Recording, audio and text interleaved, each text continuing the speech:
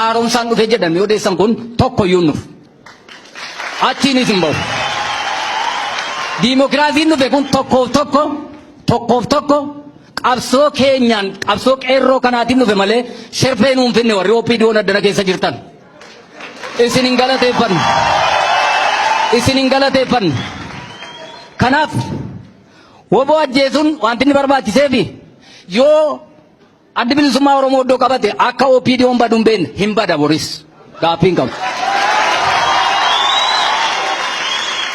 Hunuma bada boris hojiin isaa usa balleessaa jiran ni gidduu kana ganaa hamma gandaatti iyyuu dhufan ni kaleessa dheengaddaa korraapshinii.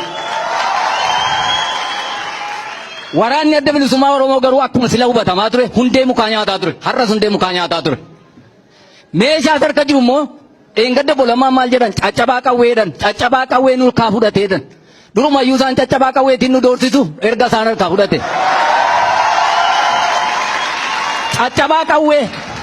Caccabaa qawweetiin nu doorsisu nurkaa fuudhe erga jedhani caccabaa qawweetiin nu doorsaa jiru isaan duriyyuu. Isa kana uummata Oromoo fuulatti dhiifama gaafachuu qabu bulammaan. Maaliif beektaa? Dhaaba Oromoo tokko hamma kana uummata biraa biratti uummati biraattis hin dhagaa waan ta'eef seenaa isaa keessatti caccabaadhaan lola jedhanii qaanessuudhaaf obbo Lammaan dhiifama gaafachuu qabu kana naa qaba.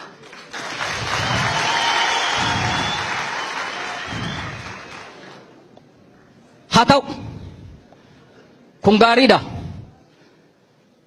Amma kaleessa meeshaadhuma isa caccabaa sanaan nutumaa turanii maanuma dadhabanii.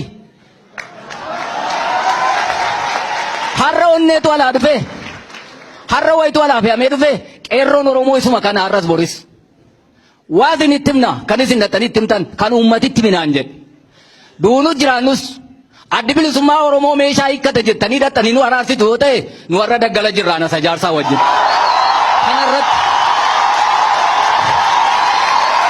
kanarratti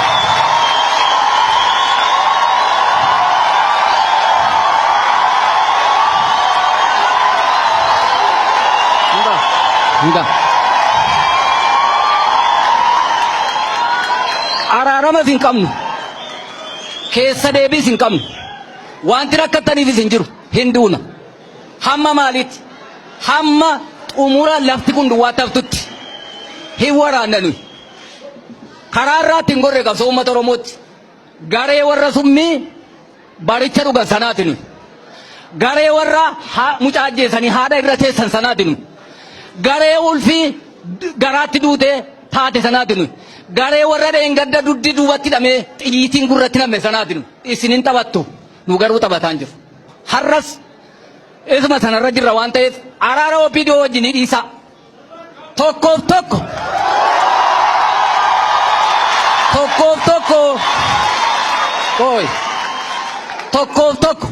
qawwee isaa hidhatee haa taa'u akka barbaaddetti jettu yoo ta'e asoosaas hin naqinaa hin ta'anni kun maaltu asoosaattis hin jiru maaltu wallagga keessas hin naannessu waa'ee qawwee hiikkachuu waraana adda bilisummaa Oromoo miti kan murteessu nuti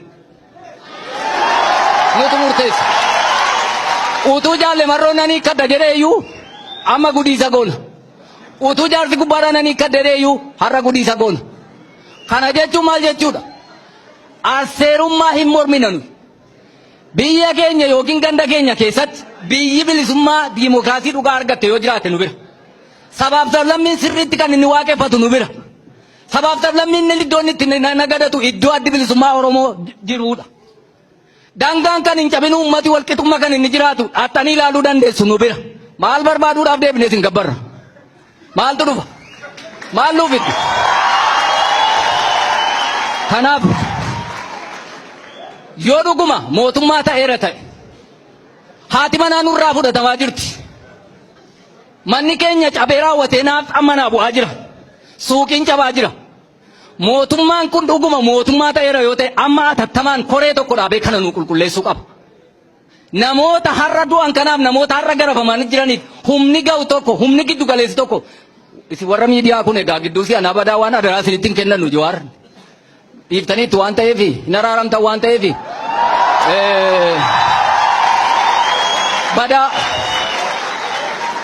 maaliif mitiin kaameraatu nu waraabu warra Oromoo deeggartu kana kaameraa mootu nu waraabu sagaleen keenyas badaa miti waan ta'eef.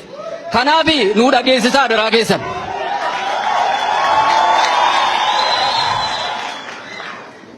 Koreen tokko haasaan dheeressa fakkaata. Dhimma qabeenyaa irratti, dhimma ati nama fudhatamaa jirtu, dhimma deessuun guyyaa sadii gaggala corroqa keessa laga keessa jirte ciisaa jirtu irratti, dhimma ari'atamaa jirtu irratti atattamaan naqee gidduu galee dhukaasa kana dhaabsisuu qabu.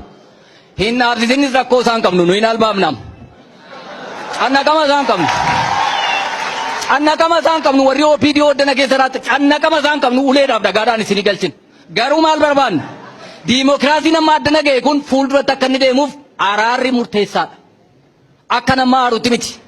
Garee warra gaddaniiti jedheen akka itti dubbadhe waan ta'eef haal duree tokko malee dhaxxanii isa amma jedhamu kana gootanii amma atattamaan koreen gaazexeessootaa dhufee rakkina sana akka inni nu waraabu gootanii mootummaan immoo waraana atattamaan nurraa kaasuu qabnu akka itti manatti gallu dhabneerraa ala bullaa qaaqee fudhatanii yoo laaltan waajjirri mootummaa cufamee magaazina xiitii ta'e rabbotaan maneen beeka.